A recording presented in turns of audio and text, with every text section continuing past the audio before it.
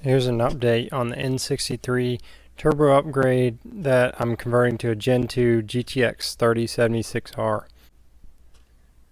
Here's what it looks like machined out. It looks so seamlessly, it's hard to see where that pipe is. Turned out really nice. It's a very beastly turbo now. The stock turbos are good for, well, somebody told me the M5 stock turbos were good up to around 700 horsepower, maybe more, which is, I think, 45 or 46 millimeter. These upgraded ones are so much bigger, being 59 millimeter, so that's over 10 millimeter bigger. That's like 15. So you can only imagine how much more horsepower capability you have out of this turbo versus a stock one. This isn't really a practical build that everyone's going to do, but I do like to film this kind of thing just because I probably won't do this very often, especially because the amount of time involved. I probably have about 9 hours just in this one compressor housing. One is a stock compressor housing, and the right one is what it got machined out to.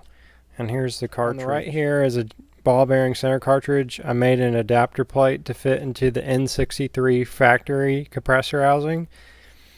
So we are replacing the cartridge, and then I take the original cover and machine it out from 44 millimeter all the way to 59.03 for the Gen 2 billet compressor wheel.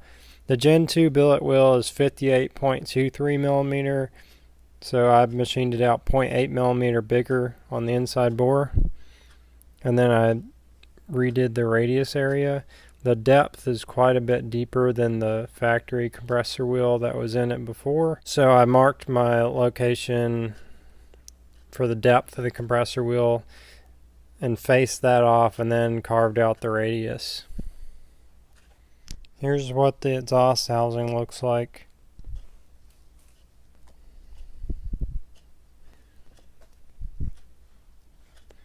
This turbine housing is a Garrett GT3076R turbine housing. I think it's a T3. Well, it's a T3, but it's converted from the factory outlet flange. So they'll bolt directly to the factory manifolds. And then it's adapted to the T3 housing. This one I think is either a 62 or an 82 AR. It looks pretty big, but maybe it's just because the turbo is tiny in comparison to the exhaust housing. And it has these custom outlet flanges. This is a very clean build. So he's keeping the internal wastegate on this turbo. I guess it's still going to be controlled by the factory setup with vacuum. It's the 9-blade turbine for the Gen 2.